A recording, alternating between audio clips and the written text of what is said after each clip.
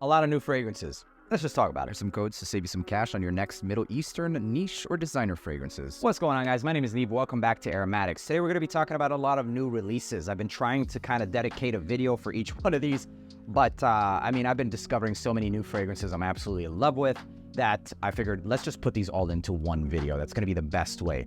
So a couple of the new releases or newest releases include Cobalt Elixir, which I picked up not long ago, Amore Caf by Mancera, and then we also have YSL Y Lelixir. So it's not Elixir, but it's Elixir, I guess. So, and lastly is Narcotic Delight. So this one I got an actual wear with. So let me give you guys a little bit of a review, I guess, yeah, let's just do that. All right, so I was really excited to pick this one up, and I got it overseas. I think I paid retail price for this, okay?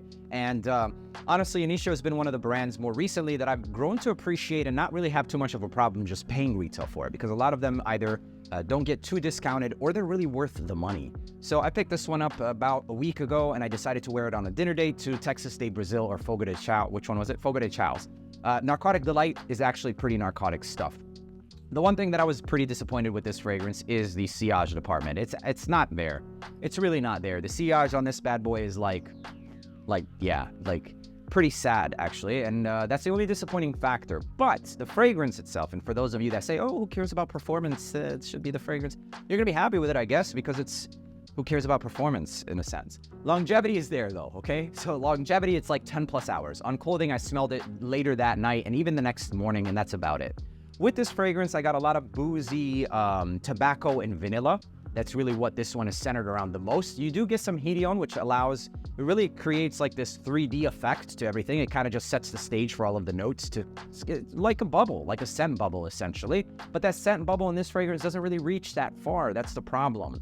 And what it does for me personally is it puts the cherry more so in the backdrop. It doesn't smell like an outstanding cherry, or it's not a cherry-based fragrance, okay? So when you think of cherry in a fragrance, you're gonna think maybe Fève Délicieuse, or Tom Ford's bright cherry, bitter cherry, whatever called cherry it is. There's so many dupes out there, you guys. It's so hard to keep track.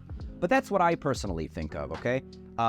But no, that's not the case with this. And it does it a really good favor. It just more so smells like cherry-flavored tobacco. It's very subtle and sexy. There's also a good amount of peppers in this one, which takes it into the territory of spices similar to Side Effect. The entire aura of this fragrance has that spicy nature of Side Effect, without actually going too spicy because of the lack of notes like cumin that Side Effect also has. But there is definitely this funk that's common amongst both of them, okay?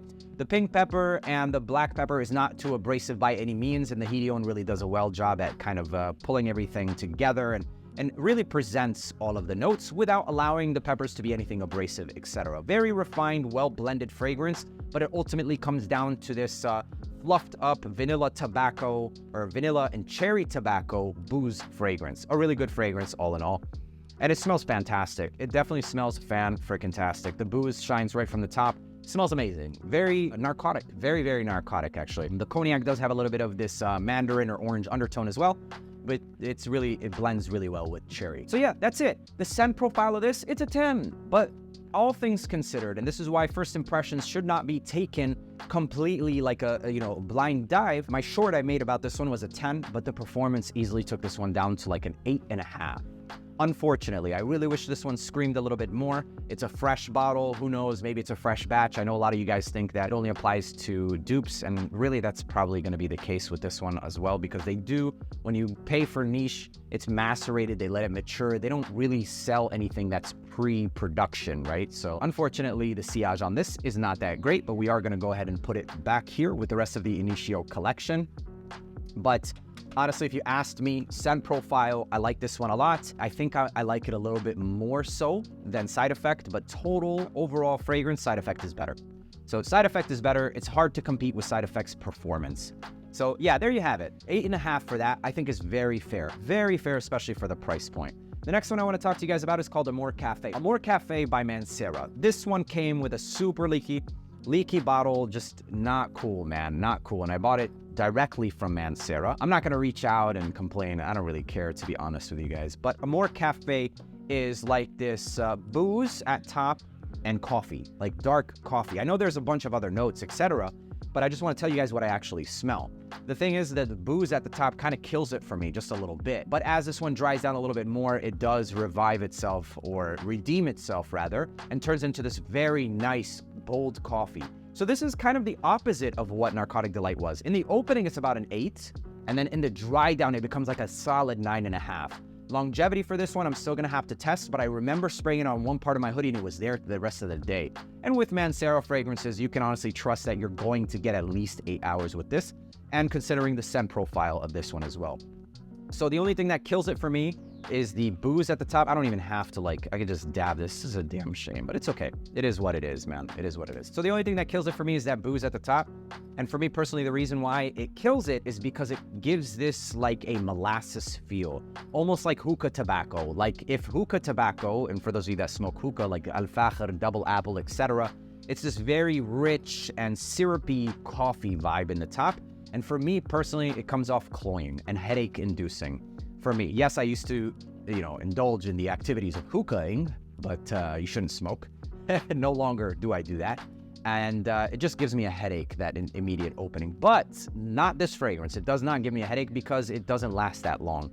The opening starts to tone down within the first 10 minutes, and it becomes something very tolerable, and actually more than tolerable, very enjoyable. So aside from the first 10 minutes, I love the fragrance in the mid to dry down. So for that reason, I'm gonna give this one a solid 8.5 as well. 8.5 as well, because of the fact that in the beginning it's an 8, and in the dry down it's a 9.5. So really it should be like a solid 8. But I think it deserves a little bit more than that in the world and realm of coffee fragrances that we have available, which really, I don't really care for too syrupy sweet coffee. The coffee fragrances I like are usually just bold, realistic, freshly brewed coffee, and this one does tread or get close to that territory. So not bad, really not freaking bad. If you like booze, you're gonna absolutely love this one. The opening is not a bad smelling fragrance. It's just me personally, I get that headache whenever I sense the molasses vibe. Otherwise, if you don't get headaches, even the opening smells good. All right, so we're down to Cobalt Elixir. Cobalt Elixir. Let's see what I have to say about this one. So when I first sprayed this on, or when I thought about this fragrance, I was like, okay, so Cobalt is not really the most unique in the world. It really reminds me of YSL Y EDP, and I would rather get YSL Y EDP. Do I even want Elixir? And I was like, you know what? It's a new release. Let me go check it out. So Macy's had it, and I went and got my nose on this one. So in this DNA, in the background, the original blue, but you get a lot more aromatics, etc. But this is also nothing brand new. This is probably the least, or I was very underwhelmed with this fragrance because of the fact that it reminds me a lot of other fragrance releases more recently that does this generic aromatic spice with the blue undertone. It kind of reminds me of like Born in Romas, some of the Born in Romas that have already been done. So it's not that the Born in Romas are not cool or whatever, or like even the Azzaro, the Azzaro Most Wanted, the Intense, it's the silver, the all silver bottle. So it smells like it's been done before. It does not smell bad by any means, but if you already have like a Azzaro Wanted, the silver bottle, the all silver, then this is pretty redundant because it smells a lot like those fragrances. So a little bit blue, a lot of aromatics, and woodsy. Not much more to say about this one. Underwhelming. I think the Extreme is still the best one. That's a must-have in my opinion. Cobalt, or not the Cobalt, Carolina Herrera Bad Boy Extreme. That one's fantastic. This one, pretty forgettable. I'd give this one about a 7 out of 10. It does not smell bad by any means, but if you have some of the already mentioned flankers, etc., it's forgettable. The next one, and probably the most controversial in the reviewing space currently, is YSL Y Lelixir. This one is getting a lot of bad press or bad reviews because of the fact that it's very different, okay? And some people are actually saying that it's not that different. I find this one to be pretty different while still having some of its original DNA in the backbone. So yes, you are gonna absolutely get the original YSL Y EDP, the soapy shower gel, blue, sweet, fresh, but this one does something significantly different with the addition of the geranium, specifically the resins and the oud. So this smells like as if you added incense and resins, basically as simple as that. And the incense and resins is very specific to my nose because it's distinctively balsamic. This one goes much more balsamic than the original. There's that note of oud, and this really just smells like you added Somalian Bahur. There's a reason why I referred to specifically Somali Bahur, because each region in the Middle East has a different style of doing incense. Bahur essentially means incense. And for the Somali region, for the most part, they do this sandalwood-based bahur with a lot of florals and kind of some soapy nuances to it as well. That's what this one smells like. It smells like Somalian bahur to my nose. So soapy, floral, incense, a lot of frankincense, and oud. This smells pretty unique, but it's very testy, and it's not going to be for everybody. It's a very strong balsamic frankincense presence in this one, and incense. I think it's a pretty refreshing Middle Eastern take on the DNA. I think it's very different than the original because of that distinct frankincense. But because of that, it's not going to be for everybody. And as this one starts to dry down, it starts to reveal it even more. So yeah, it does have more of like this rosy nuance that also comes from this geranium, a little bit more aromatic, incensey from the oud, and very distinctively balsamic. I think the biggest difference in this is going to be the balsams and the incense vibe to this one overall. So I think it's a pretty refreshing take, a distinctively Middle Eastern take on this DNA. And this is not a full review, but I'm going to make this my scent of the day today and report back to you guys what I think. Right off the top, I'm getting a lot of incense or frankincense. There you go, about 8 sprays. Very strong, extremely Middle Eastern, soapy, yes, always has been soapy, but the incense and the resins does make this one seem a bit soapier, if you will, but much more than just a soapier version. Very different, not going to be for everybody. It's a very testy DNA while still keeping those mass appealing factors from YSL Y EDP.